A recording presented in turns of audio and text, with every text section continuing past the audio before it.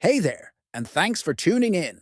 In today's video, I'll show you how to change what happens after you make a move in a daily chess game on the chess.com app. Whether you want to stay on the current game, switch to the next, or return to the list, I've got you covered. First, open the chess.com app on your phone.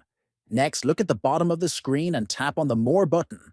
Then, from the menu that appears, scroll down and tap on Settings. After that, tap on the Play option from the list of settings. Now, choose the Daily Games section. From here, look for the setting labeled After I Move. Finally, tap on it and choose your preferred option.